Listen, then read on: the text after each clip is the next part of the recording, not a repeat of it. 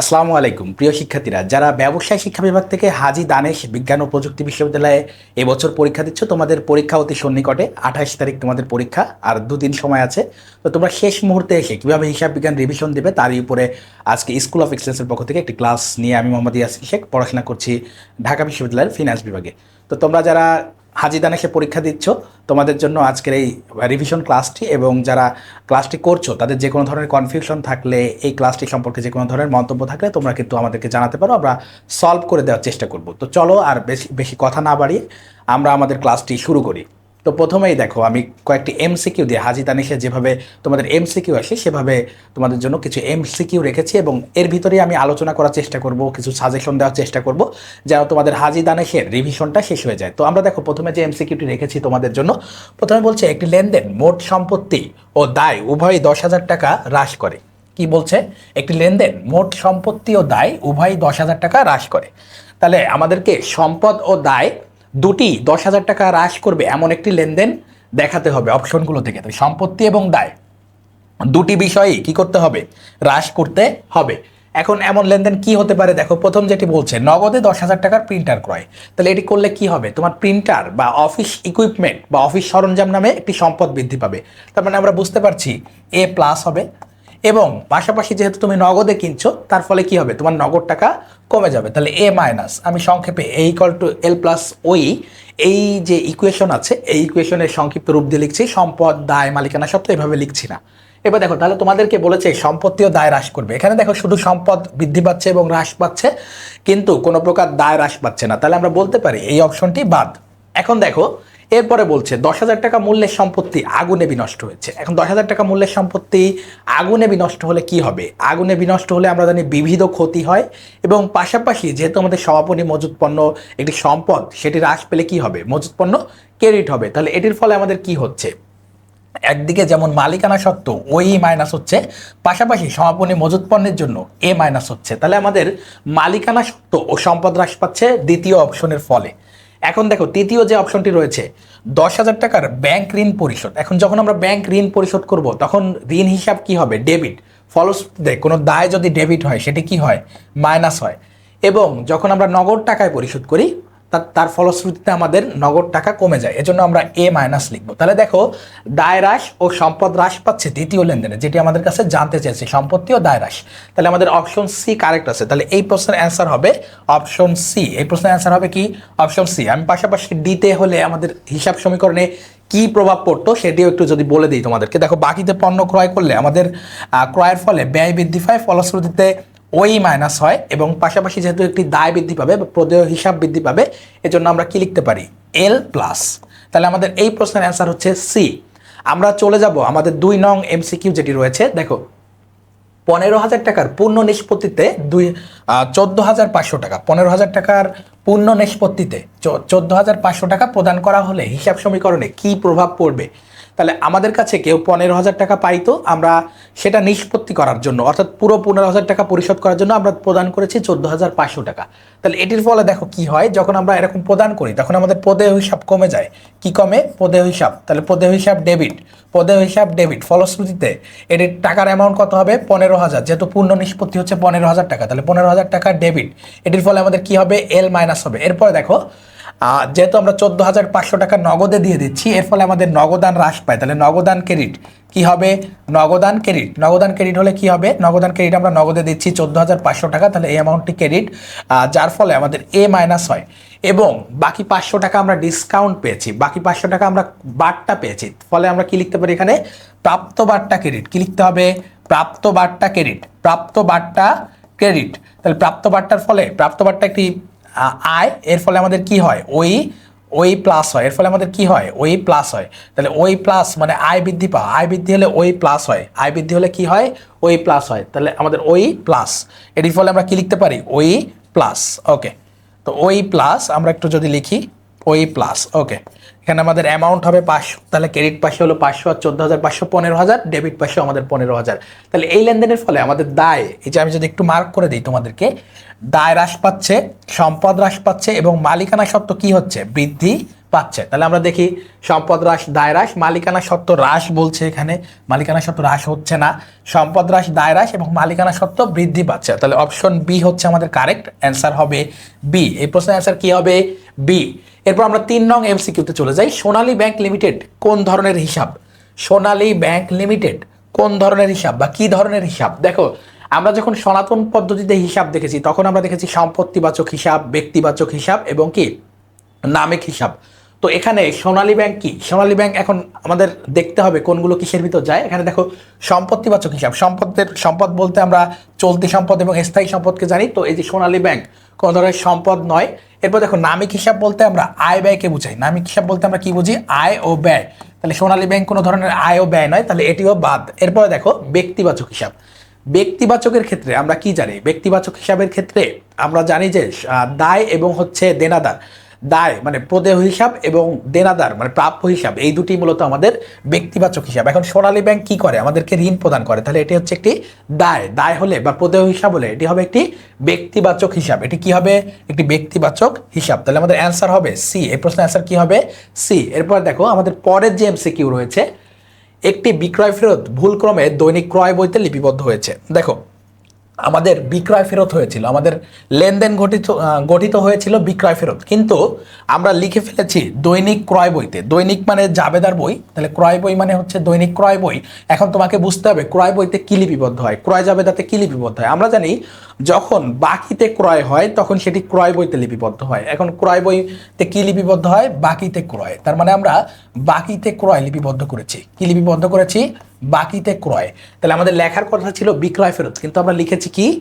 বাকিতে ক্রয়। তাহলে আমরা ক্রয়, বাকিতে ক্রয় যে লিখে ফেলেছি, এর ফলে কি হয়েছে? আমাদের বাকিতে ক্রয় মানে ক্রয় হিসাব লিখেছি। এখন এই লিখতে হলে আমাদেরকে কি করতে হবে? ক্রয় হিসাবকে বাদ দিতে হবে এবং এই যে বিক্রয় ফেরত এটিকে আনতে হবে। আমরা জানি বিক্রয় ফেরত কি হয়?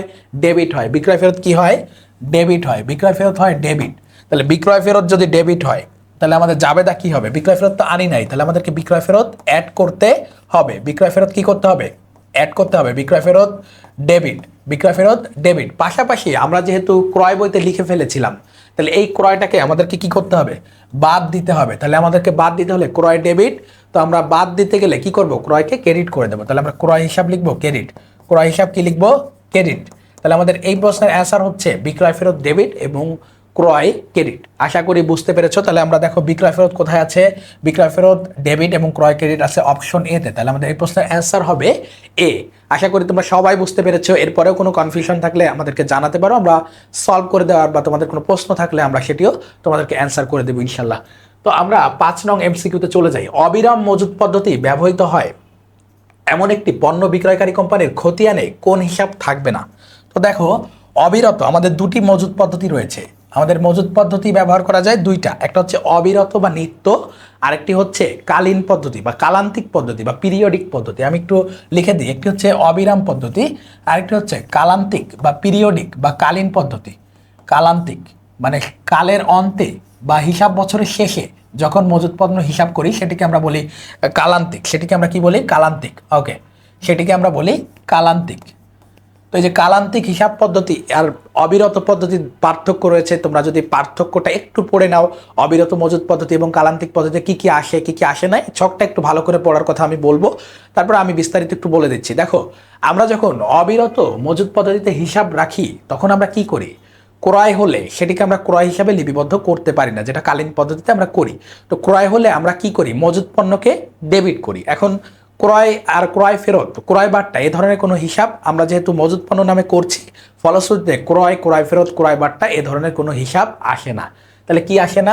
অবিরত মজুত পদ্ধতি ব্যবহার করলে ক্রয়, ক্রয় বার্তা, ক্রয় ফেরত, ক্রয় বার্তা, ক্রয় ফেরত, ক্রয় ফেরত এ ধরনের কোনো হিসাব আসে না।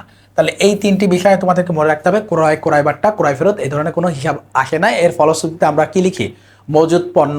এর বিপরীতে আমরা কি লিখি? এগুলো না অন্তর্ভুক্ত করে মজুত পণ্যকে কখনো ডেবিট করি, কখনো ক্রেডিট করি, কিন্তু ক্রয় নামে কোনো হিসাব বা ক্রয় ফেরত বা ক্রয় বার্তা নামে কোনো হিসাব আসে না। কিন্তু বিক্রয়টা ঠিক থাকে। কিন্তু কি থাকে? বিক্রয়টা ঠিক থাকে। তাহলে আমরা এখানে দেখো কি কি অপশন আছে। সমাপনী মজুদ, সমাপনী মজুদ অবশ্যই অবিরত থাকবে, তাহলে এটা উত্তর নয়। ক্রয় ফেরত, দেখো এখানে আমি লিখে দিয়েছি ক্রয়, ক্রয় বার্তা, ক্রয় ফেরত, তাহলে আমাদের অ্যান্সার হবে বি। অ্যান্সার কি হবে?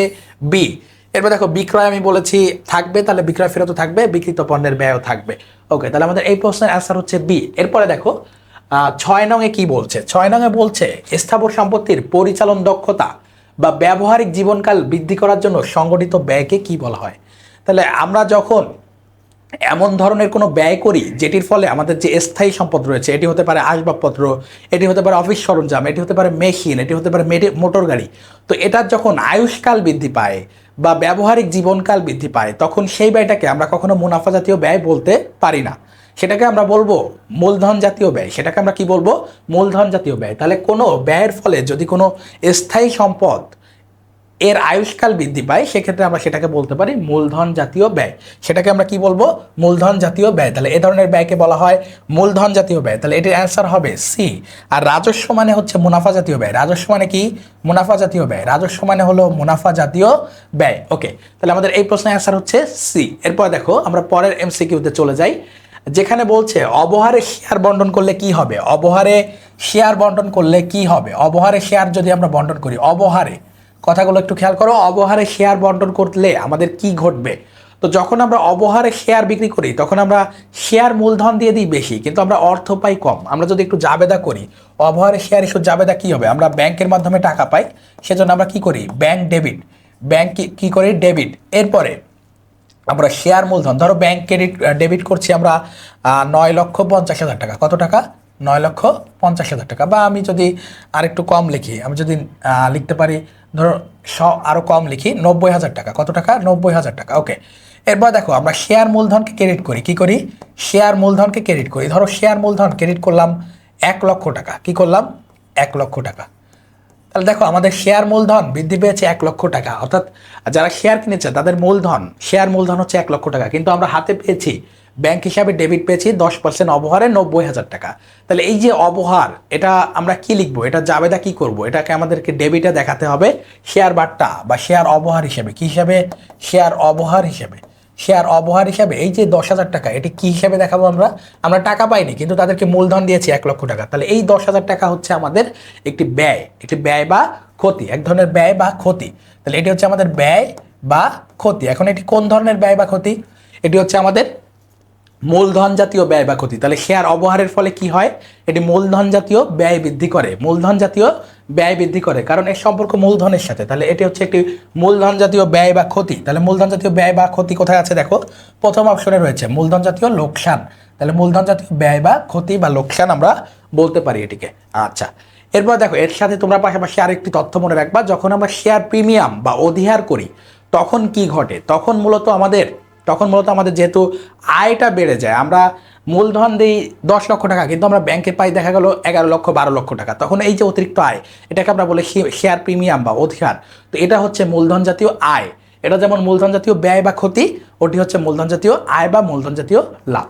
ওকে, এরপর দেখো 8 নম্বর যে এমসিকিউটি রয়েছে, এটিতে কি বলা হচ্ছে? একটি প্রতিষ্ঠানের সম্পত্তি ও দায়ের উদ্বৃত্ত হলো বিভিন্ন ধরনের সম্পত্তি, দালান কোঠা, বিবিধ দেনাদার, নগদ, এগুলো দেওয়া আছে সম্পত্তি। এবং দায় হিসাবে আমরা আরো 3টি দেখতে পাচ্ছি। দায় হিসাবে দেখো কি কি আছে? প্রদেয় বিল, পাওনাদার এবং বন্ধকি ঋণ।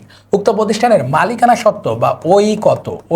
এখন ওই এর ফর্মুলা কি? ওই বা মালিকানা সত্ত্ব ইকুয়াল টু কি? তোমরা সবাই জানো এ মাইনাস এল। এখন এখানে এ কি আছে? দেখো তো এ আছে, দেখো দালান কোঠা আছে 20,000, তাহলে দালান কোঠা 20,000। এরপর দেখো বিবিধ দেনাদার আছে তোমাদের 5,000। এরপরে দেখো নগদ আছে 9,000। তাহলে এই 3টি থেকে আমাদের বাদ যাবে কি? বাদ যাবে হচ্ছে দায় সমূহ। দেখো দায় আছে কত? দায় আছে 10,000, 6,000। তাহলে 10 যোগ 6 যোগ কত?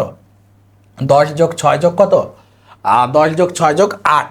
10 যোগ 6 যোগ 8। ওকে, তাহলে এখানে হলো আমাদের 34,000, আর এখানে দেখো হচ্ছে 24,000। তাহলে কত হয়? 10,000 হচ্ছে আমাদের মালিকানা সত্ত্ব। 10,000 হচ্ছে কি আমাদের মালিকানা সত্ত্ব, যেটির অ্যান্সার হচ্ছে ডি। তাহলে আমাদের এটি অ্যান্সার কত? ডি, 10,000 টাকা। তাহলে আমরা মোট সম্পদ থেকে মোট দায় বাদ দিলেই আমরা কি পাই? মালিকানা সত্ত্ব পাই। এখন এই সম্পদগুলো তোমাদেরকে যোগ করে দিতে হবে, দায়গুলো যোগ করে নিয়ে বিয়োগফল বা পার্থক্য নির্ণয় করলেই আমরা মালিকানা সত্ত্ব পেয়ে যাবো এই ধরনের এমসিকিউ এর ক্ষেত্রে। এরপরে 9 নংয়ে দেখো, 9 নংয়ে কি হচ্ছে? হিসাব চক্রের 7ম ধাপের মাধ্যমে কি জানা যায়? হিসাব চক্রের এখন তোমাকে বলে দেয় নাই যে 7ম ধাপটা আসলে কি, তোমাকে বুঝতে হবে। তোমাকে মনে রাখতে হবে হিসাব চক্রের যে আর 9টি আবশ্যকীয় ধাপ রয়েছে। এই 9টি ধাপে কি কি থাকে, এছাড়া আমাদের অপশনাল ধাপগুলো কি, পরিত্যাজ্য ধাপগুলো কি, এগুলো তোমাদেরকে মুখস্থ রাখতে হবে। এখন এই যে সপ্তম ধাপ তোমাকে বলে দেয় না এই ধাপটা কি, এই ধাপটা কি লেনদেন শনাক্তকরণ, এটা কি রেওয়া মিল, এটা কি আর্থিক বিবরণী প্রস্তুত, এমন কিনা। তো তোমাকে জানতে হবে সপ্তম ধাপে কি আছে। তো আমরা জানি সপ্তম ধাপে আছে আর্থিক বিবরণী প্রস্তুত করা। কি আছে? আর্থিক বিবরণী সমূহ প্রস্তুত করা। কি আছে? আর্থিক বিবরণী প্রস্তুত। তাহলে আর্থিক বিবরণী প্রস্তুত করলে আমরা কি করতে পারি? আর্থিক বিবরণী প্রস্তুতের মাধ্যমে আমরা আর্থিক ফলাফল জানতে পারি। আর্থিক ফলাফল কিসের মাধ্যমে জানা যায়? বিশদ আয় বিবরণীর মধ্যে, যেটি আর্থিক বিবরণীর মধ্যে আছে। এরপর দেখো হিসাব বছরের শেষ তারিখে ব্যবসার আর্থিক অবস্থা জানতে পারি, যেটি আমাদের কিসের মাধ্যমে জানা যায়? উদ্বৃত্তপত্র বা আর্থিক অবস্থার বিবরণীর মাধ্যমে জানা যায়। এরপরে দেখো গাণিতিক শুদ্ধতা যাচাই। তোমরা সবাই জানো যে গাণিতিক শুদ্ধতা যাচাই করা হয় কিসের মাধ্যমে? রেওয়া মিলের মাধ্যমে। কিসের মাধ্যমে? রেওয়া মিলের মাধ্যমে। সেটি কোন ধাপ?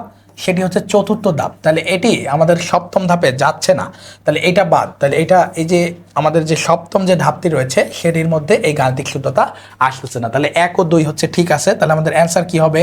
1 ও 2, যেটি অপশন এ তে রয়েছে। তাহলে আমাদের অ্যান্সার হচ্ছে এ। তাহলে এই প্রশ্নের অ্যান্সার কি? এ। ওকে, এরপরে দেখো 10 নং এমসিকিউতে যদি আমরা যাই, কি হয়?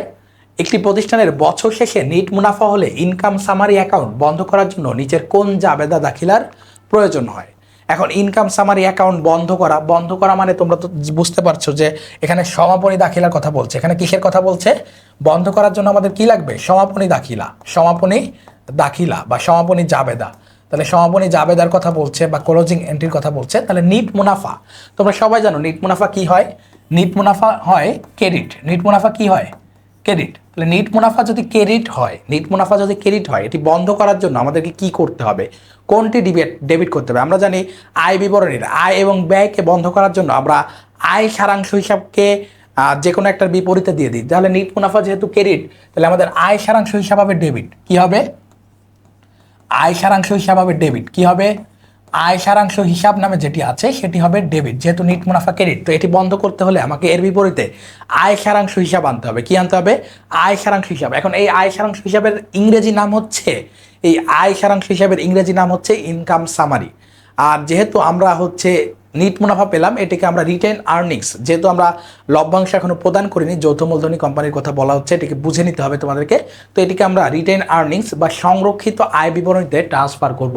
তাহলে রিটেন আর্নিংস মানে হচ্ছে সংরক্ষিত আয় বিবরণী, আর ইনকাম সামারি মানে আয় সারাংশ। তাহলে আমরা নিচের কোন জাবেদা দাখিলার প্রয়োজন হবে? আয় সারাংশ হবে ডেবিট, আর নিট মুনাফার ফলে রিটেন আর্নিংসে যাবে আমাদের ক্রেডিট। তাহলে ইনকাম সামারি আমাদের ডেবিট এবং রিটেন আর্নিংস হবে ক্রেডিট। ইনকাম সামারি হবে ডেবিট এবং রিটেন আর্নিংস কি হবে?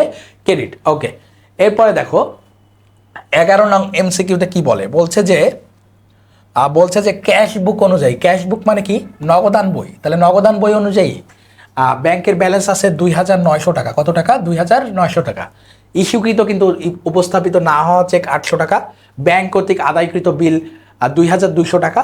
এরপর বলছে জমাকৃত কিন্তু অমর্যাকৃত চেক, তাহলে এটিকে বলা হয় এনএসএফ চেক। এটিকে কি বলা হয়? NSF check. পাস বইয়ের ব্যালেন্স কত? তাহলে দেখো যখন আমরা ক্যাশ বই থেকে এই যে পাস বইয়ের দিকে যাই, ক্যাশ বই থেকে যখন আমরা কোথায় যাই? পাস বই বা ব্যাংক বিবরণীতে যাই, তখন আমাদেরকে কি করতে হয়? তখন ক্যাশ বইয়ের সাথে যে রেগুলার আইটেমগুলো আছে সেগুলো যোগ বিয়োগ করতে হয়। পাশাপাশি ক্যাশ আমাদের যে পাস বই আছে, পাস বইয়ে যে আইটেমগুলো যাওয়ার কথা সেগুলোর উল্টা কাজ করতে হয়। এখন দেখো আমাদের ক্যাশ বই অনুযায়ী ব্যালেন্স হচ্ছে 2,900 টাকা। কত টাকা? 2,900 টাকা। এখন ইস্যুকৃত কিন্তু উপস্থাপিত না হওয়া চেক, তাহলে ইস্যুকৃত চেক আমরা কি করি? ক্যাশ বইতে ইতোমধ্যে বাদ দেওয়া আছে, তো ক্যাশ বইতে দেখানোর প্রয়োজন নেই। তাহলে এই অ্যামাউন্টটা ক্যাশ বইতে দেখাতে হয় না, কিন্তু যেহেতু এটি পাস বইয়ের সাথে কি করতে হয়? বিয়োগ করতে হয়। তো পাস বইয়ের সাথে আমরা বিয়োগ করলে সেটিকে আমরা ক্যাশ বইয়ের সাথে যোগ করি। পাস বইয়ের সাথে কোনো আইটেম যদি আমরা বিয়োগ করি, সেটি আমরা নগদান বইয়ের সাথে কি করি? যোগ করি। তাহলে এই আইটেমটা আমরা যোগ করব 800 টাকা। এরপর দেখো ব্যাংক কর্তৃক আদায়কৃত বিল, ব্যাংক কর্তৃক যদি কোনো বিল আদায় হয়, দেনাদের কাছ থেকে কোনো টাকা যদি আদায় হয়, সেটি ক্যাশ বইয়ের সাথে কি করতে হয়? যোগ করতে হয়। তাহলে এটি আমরা যোগ করে দিব, আবারও যোগ 2,200 টাকা। ওকে, এরপর দেখো জমাকৃত কিন্তু এনএসএফ চেক। তাহলে এনএসএফ চেক কি হয়? এনএসএফ চেক সরাসরি নগদান বই থেকে বিয়োগ করতে হয়। তাহলে নগদান বই থেকে আমরা বিয়োগ করি মাইনাস 3,090 টাকা। কত টাকা? 3,090 টাকা। 3,090 টাকা। তাহলে আমরা এগুলো যদি একটু যোগ বিয়োগ করি, দেখো 2900 আর 800 হচ্ছে 3700 আর 2200 5900। 5900 থেকে যদি 3090 বাদ দিই, 5900 থেকে যদি আমরা 3090 বাদ দিই, তাহলে হয় 2810 টাকা। কত টাকা? 2810 টাকা। ওকে, তাহলে 2810 টাকা হচ্ছে আমাদের অ্যান্সার। তো অ্যান্সারটি ডিতে রয়েছে, তাহলে আমরা বলবো এই প্রশ্নের অ্যান্সার হচ্ছে ডি। এরপরে 12তে যাই আমরা। 12তে বলছে প্রারম্ভিক মজুদ, শেষ মজুদ মানে সমাপনী মজুদ। শেষ মানে কি? সমাপনী মজুদ। তাহলে শেষ মজুদ হচ্ছে সমাপনী মজুদ, বিক্রিত পণ্যের ব্যয় যথাক্রমে। তাহলে তিনটি ব্যয় আমাদের দেওয়া আছে। প্রারম্ভিক মজুদ 2000, সমাপনী মজুদ 3500 এবং 17000 টাকা হচ্ছে বিক্রিত পণ্যের ব্যয়। তাহলে নিট ক্রয় কত? নিট ক্রয়ের পরিমাণ তোমাদেরকে বের করতে হবে। এখন এই নিট ক্রয় বের করার জন্য আমরা যে ফর্মুলা ইউজ করি, আমরা জানি যে বিক্রিত পণ্যের ব্যয়ের একটি সূত্র রয়েছে। বিক্রিত পণ্যের কি রয়েছে?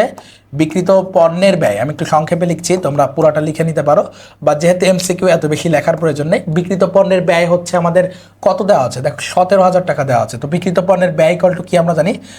প্রারম্ভিক মজুদ, প্রারম্ভিক মজুদ যোগ নিট ক্রয় বাদ সমাপনী মজুদ, বাদ কি? সমাপনী মজুদ। ওকে, তো আমরা বিক্রিত পণ্যের ব্যয়টা বিক্রিত পণ্যের ব্যয়ের স্থানে লিখি, যেটি রয়েছে আমাদের 17000 টাকা। কত টাকা? 17000 টাকা। প্রারম্ভিক মজুদ কত দেওয়া আছে? দেখো প্রারম্ভিক মজুদ ওই যে ওই কর্নারে দেওয়া আছে 2000 টাকা। তো আমরা এখানে 2000 লিখলাম। এরপর দেখো নিট ক্রয় আমাদেরকে বের করতে বলেছে, অর্থাৎ এটি হচ্ছে আমাদের কোশ্চেন মার্ক। তো আমরা প্লাস কোশ্চেন মার্ক দিলাম, পাশাপাশি সমাপনী মজুদ দেওয়া আছে 3500 টাকা। তো 3500 টাকা আমরা লিখলাম। তো এখন দেখো এই যে কোশ্চেন মার্কটা আমরা এখান থেকে খুবই সহজে ইকুয়েশন সলভের মাধ্যমে বের করে ফেলতে পারবো। তাহলে দেখো 17000 থেকে যদি আমরা এই দুইটার যোগ বিয়োগ করি, তাহলে দেখো এখানে কি আসে? এখানে আসে -1500 প্লাস কোশ্চেন মার্ক। এইবার এই 1500 যেহেতু মাইনাসে আছে ওটি, তো দেখো এই যে এখানে -1500, এটা এই পাশে এসে কি হবে? প্লাস হবে, এটা প্লাস হয়ে যাবে। তো আমরা এই মাইনাস যখন এই পাশে এনে প্লাস করব, তখন হয়ে যাচ্ছে আমাদের 18500 টাকা। তাহলে আমাদের কোশ্চেন মার্ক মানে নিট ক্রয় হচ্ছে 18500 টাকা। তাহলে এই প্রশ্নের অ্যান্সার হচ্ছে 18500 টাকা, যেটি অপশন এতে রয়েছে। এরপরে দেখো 13 নং-এ কি বলছে? বিক্রয় 20000 টাকা। বিক্রয় কত? 20000 টাকা। প্রারম্ভিক মজুদ 5000 টাকা, সমাপনী মজুদ 3500 টাকা, ক্রয় 1500 টাকা বা 15000 টাকা এবং পরিবহন 1000 টাকা হলে বিক্রিত পণ্যের ব্যয় কত? তাহলে বিক্রিত পণ্যের ব্যয় আমরা কিভাবে বের করব? বিক্রিত পণ্যের ব্যয়ের ভিতর আমাদের রয়েছে প্রারম্ভিক মজুদ, নিট ক্রয় এবং সমাপনী মজুদ। এখন নিট ক্রয়ের ভিতর আমাদের আন্ত পরিবহন থাকতে পারে, ক্রয় পরিবহন থাকতে পারে, এগুলো সাধারণত যোগ হয়। এখন বিক্রয় কিন্তু বিক্রিত পণ্যের ব্যয়ের ভিতর কোথাও কাজে লাগে না। এ ধরনের তথ্য অনেক সময় তোমাদেরকে কনফিউশনের জন্য দিবে। তো এই ধরনের অতিরিক্ত তথ্য যে কোনো প্রশ্নে থাকতে পারে, যেগুলো আমাদেরকে কি করতে হবে? বাদ দিয়ে নিতে হবে। তাহলে এই যে বিক্রয়, এই প্রশ্নে কোনো কাজে লাগবে না। তাহলে আমরা বিক্রিত পণ্যের ব্যয় সমান কি জানি? বিক্রিত পণ্যের ব্যয় সমান আমরা কি জানি? প্রারম্ভিক মজুদ। তাহলে প্রারম্ভিক মজুদ আছে আমাদের 5000 টাকা যোগ ক্রয়, তাহলে ক্রয় হচ্ছে 15000 টাকা যোগ যোগ কি হবে? ক্রয় পরিবহন থাকলে সেটিও যোগ হবে 1000 টাকা। এরপর দেখো প্রারম্ভিক মজুদ যোগ ক্রয় পরিবহন বাদ হচ্ছে আমাদের সমাপনী মজুদ পণ্য 3500 টাকা। এই যে বাদ হবে এই অপশন, এই 3500 টাকা সমাপনী মজুদ পণ্য 3500 টাকা। ওকে, তো এই যে 3500 টাকা যে আমি লিখলাম, 3500 টাকা, এটি যোগ বিয়োগ করলেই এখন আমাদের কি হয়ে যাবে? অ্যান্সার বের হয়ে আসবে। তাহলে 15 আর 5 20000 যোগ 1000 21000 থেকে যখন আমরা 3500 বাদ দিব, তখন আমাদের অ্যান্সার আসে 17500 টাকা। কত টাকা? 17500 টাকা। তাহলে এটি আমাদের বিক্রিত পণ্যের ব্যয়, অপশন সিতে রয়েছে আমাদের অ্যান্সার। তাহলে অপশন সি হচ্ছে এই প্রশ্নের অ্যান্সার। ওকে, 14 নং-এ আমরা যখন যাব, দায় অনুপাত ও সুদ কাভারেজ অনুপাত। দুইটি অনুপাতের কথা বলছে, একটি দায় অনুপাত আর একটি হচ্ছে আমাদের সুদ কাভারেজ অনুপাত। তাহলে এই যে দায় অনুপাত, এখন দায় অনুপাত যখনই আমরা দেখি, এখানে চলতি অনুপাত বা আমাদের যে কার্যকরী মূলধন রয়েছে স্বল্পমেয়াদী, এই ধরনের স্বল্পমেয়াদী কথা আমাদের বলছে না। দায় অনুপাত মানেই দীর্ঘমেয়াদী দায়। দায় অনুপাত মানে কি? দীর্ঘমেয়াদী দায়ের কথা বলছে, দীর্ঘমেয়াদী দায়ের কথা বলছে। তাহলে দীর্ঘমেয়াদী দায় এবং সুদ আমরা যখন পরিশোধ করার সক্ষমতা লাভ করি, তখন সেটাকে আমরা কি বলতে পারি? অপশনগুলো একটু দেখি। সামগ্রিক বা দীর্ঘমেয়াদী সচ্ছলতা, স্বল্পমেয়াদী সচ্ছলতা, তারল্য, মুনাফা ও দায় পরিমাপ। তাহলে এই যে এখানে তিনটি যে দেখছো, এই তিনটি কিন্তু স্বল্পমেয়াদী, আর আমাদের এই যে দায় অনুপাত এবং সুদ কভারেজ, এই দুটি হচ্ছে দীর্ঘমেয়াদী। আমি প্রথমে বলেছি। তাহলে আমাদের প্রথম যে অপশন রয়েছে, অপশন এ, এটি হবে আমাদের অ্যান্সার। তাহলে অ্যান্সার হচ্ছে সামগ্রিক বা দীর্ঘমেয়াদী সচ্ছলতা হচ্ছে আমরা সুদ কভারেজ এবং হচ্ছে দায় অনুপাতের মাধ্যমে জানতে পারি। ওকে, এরপরে দেখো একটি কোম্পানি 1,60,000 টাকার চলতি মূলধন রয়েছে। একটি কোম্পানির কি 1,60,000 টাকা চলতি মূলধন রয়েছে। কোম্পানির চলতি অনুপাত 5:3 হলে চলতি দায়ের পরিমাণ কত? তাহলে আমাদের এখানে দেওয়া রয়েছে চলতি মূলধন, কিন্তু এখানে আমরা দেখতে পাচ্ছি চলতি সম্পদ হচ্ছে 5 এবং চলতি দায় হচ্ছে 3, এই ধরনের একটি অনুপাত রয়েছে। চলতি দায় আমি একটু লিখি, চলতি দায়। তাহলে আমরা এইখান থেকে অনুপাত থেকে একটি চলতি মূলধন কিন্তু বের করতে পারি। চলতি সম্পদ যে 5 এবং এই যে চলতি যায় যে 3 রয়েছে, এখান থেকে কিন্তু আমরা একটি অনুপাত বের করতে পারি, অর্থাৎ 5 - 3। তাহলে এই অনুপাত অনুযায়ী আমাদের চলতি মূলধন, এই যে এখানে যে চলতি মূলধন রয়েছে 1,60,000 টাকা, অনুপাত অনুযায়ী আমাদের চলতি মূলধনের অংশ আসে হচ্ছে 2। তাহলে আমরা এখন যদি এই 1,60,000-কে 1,60,000 আমরা পেয়েছি চলতি মূলধন যেটি দেওয়া আছে প্রশ্নে, আমাদের অনুপাত অনুযায়ী আসলে 2 অংশ, তাহলে আমরা 2 অংশ দিয়ে ভাগ করলে আমরা পাই 1 অংশ। এখন আমাদের যেটি বের করতে বলবে, যদি দায় বের করতে বলে তাহলে আমরা 3 দিয়ে গুণ করব, যদি আমাদের সম্পদ বের করতে বলে তাহলে আমরা 5 দিয়ে গুণ করবো। এখানে দায় বলেছে আমরা 3 দিয়ে মাল্টিপ্লাই করি, 3 দিয়ে গুণ করি, তাহলে আমরা দায় পেয়ে যাব। তাহলে দেখো এখানে হয় 80 বা 8 দুগুণে 16, তাহলে 80,000 গুণ 3, তাহলে 2,40,000 হচ্ছে আমাদের দায়। তোমাদের যদি সম্পদ বের করতে বলতো তাহলে এখানে 3-এর পরিবর্তে 5 দিয়ে গুণ করতা। তাহলে সম্পদও বের করতে বলতে পারে এই ধরনের প্রশ্নে, আবার তোমাদেরকে দায়ও বের করতে বলতে পারে। তাহলে দায় বের করতে বলেছে, আমরা 3 দিয়ে গুণ করে পেলাম 2,40,000 টাকা। তাহলে 2,40,000 টাকা আছে অপশন সিতে। তাহলে এই প্রশ্নের অ্যান্সার হবে সি। এরপরে আমরা পরের এমসিকিউতে চলে যাই। দেখো এ, বি এবং সি একটি অংশীদারি কারবারের অংশীদার, 3 জন অংশীদার। এর মূলধন হচ্ছে 2,50,000 টাকা, বি এর হচ্ছে 3,20,000 এবং সি এর বলা হচ্ছে 1,80,000 টাকা। সি ব্যবসায় পরিচালনা বাবদ 60,000 টাকা পাবে। কত টাকা পাবে? 60,000 টাকা বেতন হিসাবে পাবে। ব্যবসায় 2,10,000 টাকা যদি নিট লাভ হয়, ব্যবসায় 2,10,000 টাকা যদি লাভ হয়, তাহলে বছর শেষে সি মোট কত টাকা পাবে? এখন এই যে 2,10,000 টাকা যে লাভ হলো, তাহলে এটা হচ্ছে বেতন চার্জ করার পূর্বে। এখন এই 2,10,000 টাকা থেকে সি কত পাবে? সি প্রথমে এই 60,000 টাকা পাবে। তাহলে আমরা এই 60,000 টাকা মাইনাস করে নিই। এই 60,000 টাকা হচ্ছে আমাদের সি এর অংশ। তাহলে এই সি এর অংশ বাদ দিলে আমরা পাই 1,50,000 টাকা নিট লাভ। 1,50,000 টাকা নিট লাভ। ওকে, তাহলে সি এর অংশ আমরা ইতোমধ্যে পেয়েছি 60,000 টাকা বেতন বাবদ কত পেয়েছি? 60,000 টাকা। ওকে, এখন যেহেতু এখানে আমাদের কোনো অনুপাত দেওয়া নেই, যখন লাভের কোনো অনুপাত দেওয়া না থাকে তখন আমরা সমহারে ভাগ করি। তাহলে এই 1,50,000 টাকা সমহারে বন্টন করতে হবে, সমহারে। তাহলে 3 জনের অনুপাত যদি সমহারে করি তাহলে 1:1:1 অর্থাৎ 3। তাহলে আমরা 1,50,000-কে 3 দিয়ে ভাগ করব। কি করব? 3 দিয়ে ভাগ করব। তাহলে আমাদের কি হবে? 50,000 টাকা হবে প্রত্যেকের অংশ। তাহলে এই 50,000 টাকা আবারও সি পাবে। তাহলে 50,000 আর আগের বেতন বাবদ 60,000, তাহলে মোট কত হলো? এটি হচ্ছে লাভের অংশ। এটি হচ্ছে কি? লাভের অংশ। লাভের অংশ বাবদ পেল 50,000 আর বেতন বাবদ পেয়েছে 60,000 টাকা। ওকে, তাহলে 1,10,000 টাকা, 1,10,000 টাকা হলো আমাদের কি? সি এর অংশ। সি এর অংশ কত? 1,10,000 টাকা, যেটি অপশন সিতে রয়েছে। এরপরে চুক্তিতে অনুল্লেখ থাকলে কত হারে অংশীদারি কারবারে অংশীদারদের ঋণের উপর সুদ ধার্য করতে হবে। অর্থাৎ চুক্তিতে বলা নেই যে অংশীদারি কারবারে অংশীদারদের ঋণের উপর কত টাকা সুদ দিতে হবে। তাহলে যদি বলা না থাকে তাহলে অংশীদারি আইন অনুযায়ী আমরা জানি ঋণের উপর সুদ ধার্য করতে হয় 6% হারে। কত হারে? 6% হারে। তাহলে অংশীদারি আইন অনুযায়ী 1932 সালের অংশীদারি আইন অনুযায়ী ঋণের উপর 6% হারে সুদ ধার্য করতে হবে। ওকে, এরপর দেখো যমুনা কোম্পানি 2024 সালের 1 জানুয়ারি গঠিত হয়। কোম্পানির অনুমোদিত মূলধনের পরিমাণ 100 টাকা মূল্যের 25,000 সাধারণ শেয়ার। তাহলে শেয়ারের মূল্য হচ্ছে 100 টাকা। প্রথম বছর কোম্পানি 7,000 শেয়ার 8,40,000 টাকায় ও 8,000 শেয়ার 6,80,000 টাকায় বিলি করে। শেয়ার বিলি বাবদ সব টাকা আদায় হয়েছে। শেয়ার প্রিমিয়ামের পরিমাণ কত? তা দেখো 2 বার শেয়ার ইস্যু করেছে, একবার হচ্ছে আমাদের 7,000 আর একবার হচ্ছে 6,80,000। তো 7,000 শেয়ার ইস্যু করে আমাদের পাওয়ার কথা 7 লক্ষ টাকা। কত টাকা? 7 লক্ষ টাকা, কিন্তু আমরা পেয়েছি 8,40,000 টাকা। আবার এই 8,000 শেয়ার বিক্রি করে পাওয়ার কথা 8 লক্ষ টাকা। কত টাকা? 8 লক্ষ টাকা, 100 টাকা করে আর কি। তো 8 লক্ষ টাকা, কিন্তু আমরা পেয়েছি কত? 6,80,000 টাকা। তাহলে এইটাকে আমরা বলতে পারি অবহার। এটাকে কি বলতে পারি? অবহার বা শেয়ার বাট্টা। আর এইখানে যে বেশি পেয়েছি এটাকে বলতে পারি শেয়ার প্রিমিয়াম বা অধিহার। শেয়ার অধিহার বা প্রিমিয়াম। তো আমাদেরকে অধিহার বা প্রিমিয়ামের পরিমাণ জানতে চেয়েছে। তো অধিহার হচ্ছে, দেখো আমরা বিক্রি করেছি 8,40,000, পাওয়ার কথা ছিল 7 লক্ষ টাকা, তাহলে কত টাকা বেশি পেয়েছি সেটাই হচ্ছে আমাদের অধিহার। তাহলে আমরা বেশি পেয়েছি 1,40,000 টাকা। বেশি পেয়েছি কত? 1,40,000 টাকা। তাহলে এইটা হচ্ছে আমাদের অধিহার, এটা হচ্ছে আমাদের অধিহার। তাহলে অধিহার হচ্ছে বি, অধিহার হচ্ছে বি। এরপরে 19-এ চলে যাই। কোন ধরনের শেয়ার মালিকদের লভ্যাংশের হার সর্বদা অনিশ্চিত ও পরিবর্তনশীল? সর্বদা অনিশ্চিত ও পরিবর্তনশীল। কাদের লভ্যাংশের হার?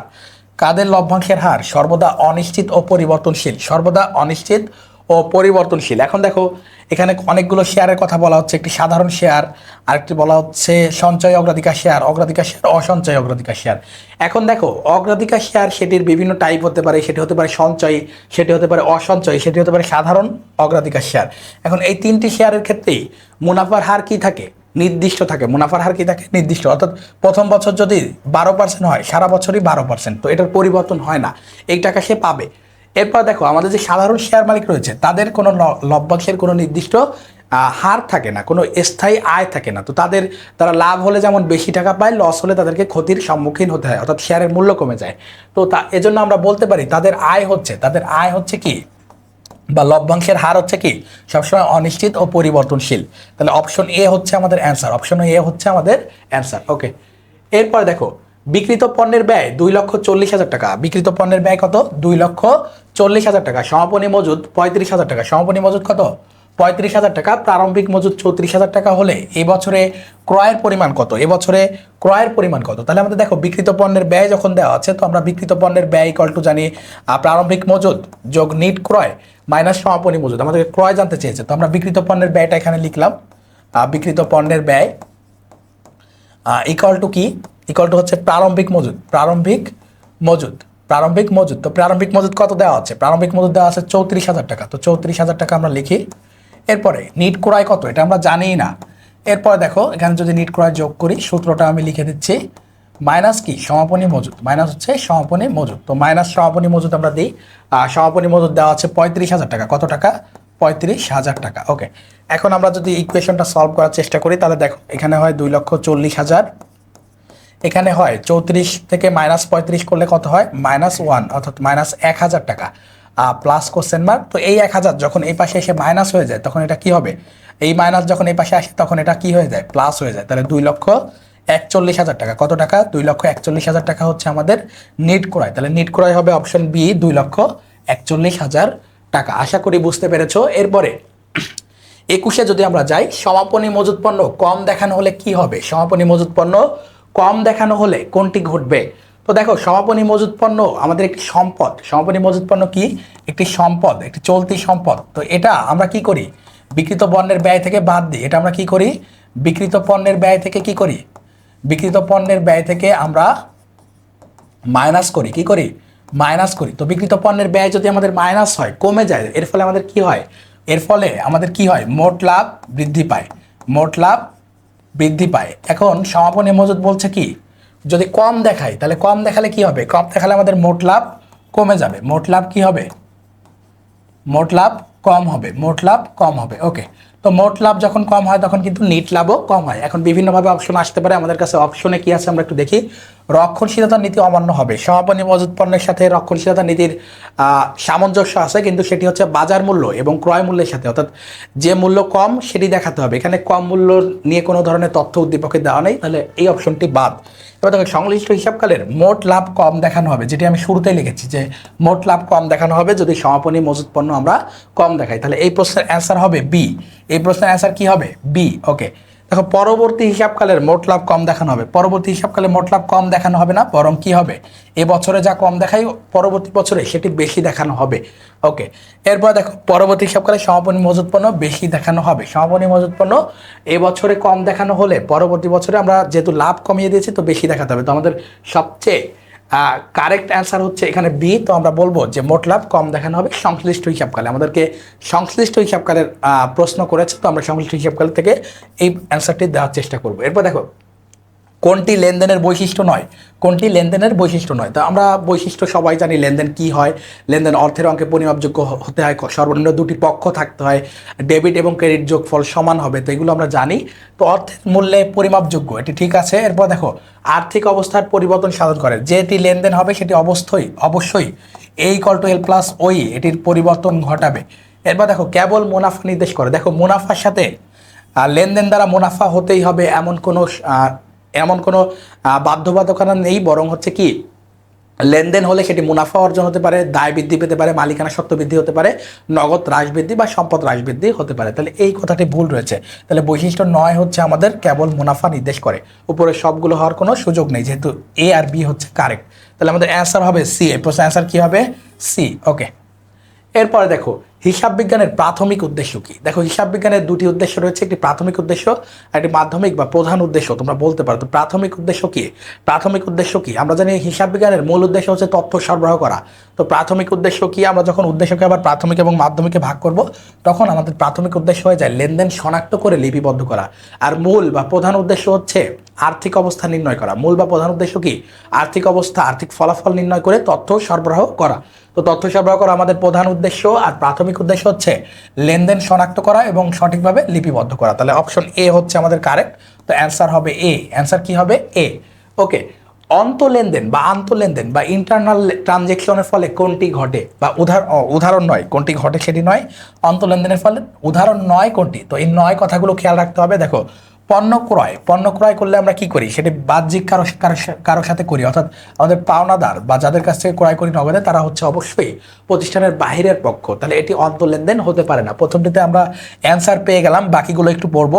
অবচয়, দেখো অবচয় প্রতিষ্ঠানের অভ্যন্তরে ঘটে, প্রতিষ্ঠানের মূল যে স্থায়ী সম্পদ আছে সেগুলোর অবচয় ঘটে। তো অবচয় একটি অন্তঃলেনদেন বা আন্তঃলেনদেন। এরপর হচ্ছে মুনাফা বন্টন বা লভ্যাংশ বন্টন একটি অন্তঃলেনদেন। এরপর দেখো সঞ্চিতি তৈরি, সকল প্রকার সঞ্চিতি, শুধুমাত্র পাওনাদার বাট্টা সঞ্চিতি বাদে সকল প্রকার সঞ্চিতি হচ্ছে অন্তঃলেনদেন। তাহলে এই তিনটি হচ্ছে আমাদের বা অন্তঃলেনদেন, বা প্রতিষ্ঠানের অভ্যন্তরীণ লেনদেন। আর এই যে প্রথম যেটি রয়েছে বাহ্যিক, আমি লিখেই দিয়েছি। তো এটি হচ্ছে যেহেতু বাইরের কারোর সাথে কেনা বেচা আমরা করি, তো এই ধরনের লেনদেনগুলো হবে বাহ্যিক লেনদেন। আমাদেরকে 9 বলেছে, এই জন্য আমাদের অ্যান্সার হবে এ। এরপর দেখো 25, ক্রয় মূল্য ও বাজার মূল্যের মধ্যে কম ভিত্তিতে মজুত পণ্য মূল্যায়ন ড্যাশের উদাহরণ।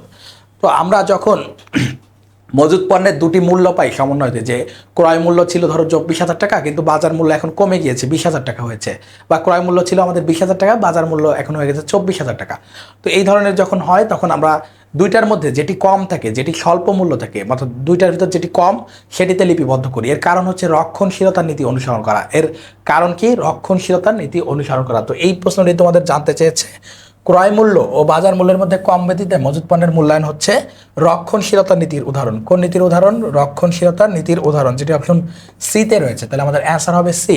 প্রিয় শিক্ষার্থীরা, তোমাদের হাজী দানেশ বিজ্ঞান ও প্রযুক্তি বিশ্ববিদ্যালয় যেটি রয়েছে সেটির পরীক্ষা আমি শুরুতেই বলে নিয়েছি, তোমাদের পরশুদিন আগামী 28 তারিখ পরীক্ষা। তো এই পরীক্ষায় তোমরা যে ধরনের প্রশ্ন আসতে পারে সে ধরনের 25টি এমসিকিউ, তোমরা জানো হিসাব বিজ্ঞানের 25টি এমসিকিউ আসবে। তো তোমাদের প্রশ্নের অনুরূপ 25টি এমসিকিউ সলভ করে এবং পাশাপাশি যে ধরনের ম্যাথ এই ধরনের এমসিকিউ থেকে আরও আসতে পারে সেগুলোও কিন্তু আমি ক্লাসের মধ্যে বলে দিয়েছি। তো তোমরা চেষ্টা করবা এই টাইপের ম্যাথগুলো করে যাওয়ার, এই টাইপের একটা এমসিকিউ দিয়ে 2-3টা এমসিকিউ সলভ করার। অর্থাৎ ধরো এই যে মজুত পণ্য নিয়ে যখন বলেছি, তাহলে মজুত পণ্য 2-3টা এমসিকিউ সলভ করবা। যখন বিক্রিত পণ্যের ব্যয় নিয়ে কথা বলেছি তখন সেটা থেকে 2-3টা এমসিকিউ সলভ করবা। এভাবে যতগুলো টপিক আমি দেখানোর চেষ্টা করেছি, এই টপিকগুলো যদি একটু মোটামুটি প্র্যাকটিস করে যেতে পারো, সেই সময় তোমাদের হাজী দানেশ বিজ্ঞান ও প্রযুক্তি বিশ্ববিদ্যালয়ের পরীক্ষা ইনশাআল্লাহ ভালো হবে, হিসাব বিজ্ঞানের বিশেষ করে। তো তোমরা যারা ক্লাসটি দেখেছো তাদেরকে অসংখ্য ধন্যবাদ। পাশাপাশি তোমাদের পাবলিক বিশ্ববিদ্যালয় আপকামিং যে পরীক্ষাগুলো আছে, হাজী দানেশ, কুমিল্লা এবং গুচ্ছ, তো তোমাদের এই পরীক্ষাগুলো ভালো সেই প্রত্যাশা করি।